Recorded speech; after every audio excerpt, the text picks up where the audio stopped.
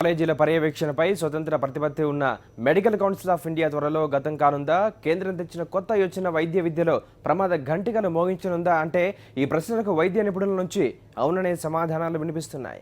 త్వరలో ఎంసీఐ బదులు national medical commission తీసుకొస్తామన్న అరుణ్ జైట్లీ ప్రతిపాదనపై తీవ్ర విమర్శలు వెల్లువెత్తుతూ ఉన్నాయి.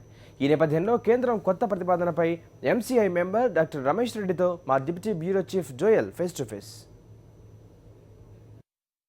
కేంద్ర ప్రభుత్వము 2017 బడ్జెట్ ప్రవేశపెట్టడం జరిగింది. ఆ బడ్జెట్లో హెల్త్ సెక్టార్కి అంత పెద్దగా బూస్ట్ ఇవ్వలేదనే ఆరోపణలు ఉన్నాయి. అంతేకాకుండా ప్రధానంగా నిన్న ఫైనాన్స్ మినిస్టర్ అరుణ్ జైట్లీ గారు చేసిన ప్రస్తావనలో మెడికల్ ఎడ్యుకేషన్ రీవ్యాంప్ లేకపోతే దాన్ని రీస్ట్రక్చర్ చేసే ప్రస్తావన కూడా తీసుకురావడం జరిగింది. సో ఈ మెడికల్ ఎడ్యుకేషన్ రీవ్యాంప్ గురించి లేకపోతే రీస్ట్రక్చరింగ్ గురించి ఆ గైడ్లైన్స్ ఆ నామ్స్ అన్నీ కూడా మారే పరిస్థితులు ఏర్పడుతున్నట్టుగా మనకు అర్థమవుతుంది. సో ఇవన్నీ విషయాలు మనతో పంచుకోవడానికి మనకు ఐఎంఏ లీడర్ రమేష్ రెడ్డి గారు ఉన్నారు మనతో. సార్ నిలవర్ హాస్పిటల్లో డాక్టర్. సార్ చెప్పండి, అంటే ఈ మెడికల్ ఎడ్యుకేషన్ ఏం కాబోతుంది సార్? ఇప్పుడు సెంట్రల్ గవర్నమెంట్ ఒక ప్రతిపాదన ముందుకు తీసుకొచ్చిందండి. నేషనల్ మెడికల్ కమిషన్ అని ఇంట్రడ్యూస్ చేస్తాము. మెడికల్ కౌన్సిల్ ఆఫ్ ఇండియా యాక్ట్ని అమెండ్ చేసి, అంటే technically medical council of India ఏదైతే ఎగ్జిస్టింగ్ సిస్టమ్ ఉందో దాన్ని అబాలిష్ చేసి వాళ్ళు ఈ కొత్త పద్ధతిని పెడదామన్న ఒక ప్రతిపాదన ఒక లాస్ట్ 1.5 year నుంచి స్టార్ట్ చేశారు. సో దాని డ్రాఫ్ట్ బిల్ కూడా ఆల్రెడీ సర్క్యులేట్ అయ్యింది.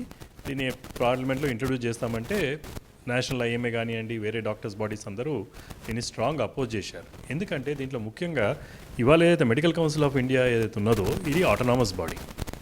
రేపటి దినం వీళ్ళు ప్రపోజ్ చేసే కమిషన్ ఏదైతే ఉన్నదో this is not an autonomous body, it is totally government control body.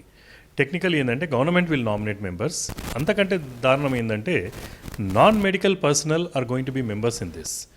ఒక మెడికల్ సిస్టమ్ని రెగ్యులేట్ చేయడానికి ఎడ్యుకేషనే కానివ్వండి, హెల్త్ సెక్టర్ని దాంట్లో ఎవరైతే దాని గురించి అవగాహన ఉన్న వాళ్ళు అయితే, అంటే టెక్నికలీ డాక్టర్స్ వాళ్ళు మెంబర్స్ ఉండాలి, కానీ మీకు వేరే వాళ్ళు ఉండడానికి వీల్లేదు. ఈ ప్రస్తావన ఎందుకు వచ్చింది అంటే మనము అంటే ఇప్పుడున్న 64,000 మెడికల్ సీట్స్ అంటే ఆల్మోస్ట్ 400 మనకు మెడికల్ కాలేజెస్ దేశవ్యాప్తంగా ఉన్నాయి కదా సార్. ఈ సీట్స్ అన్నీ కూడా ఎక్కువ చేసుకోవడానికే ప్రభుత్వం ఈ ఆలోచనతో ముందుకెళ్తుంది మనం అనుకోవచ్చు.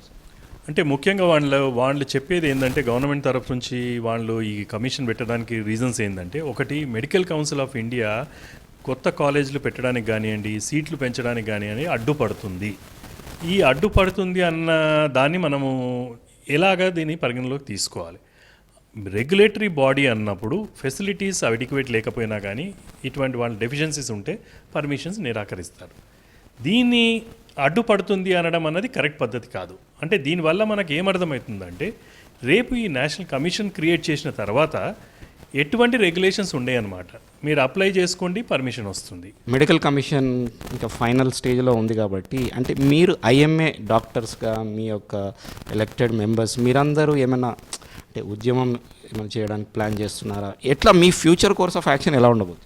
ఆల్రెడీ చూడండి, ఐఎంఏ తరఫున సెంట్రల్ ఐఎంఏనే కాల్ ఇచ్చింది. మేము లాస్ట్ ఫ్యూ మంత్స్ బ్యాక్ సత్యాగ్రహ కూడా చేశాము. తర్వాత వాళ్ళు వెళ్ళి రిప్రజెంట్ చేశారు.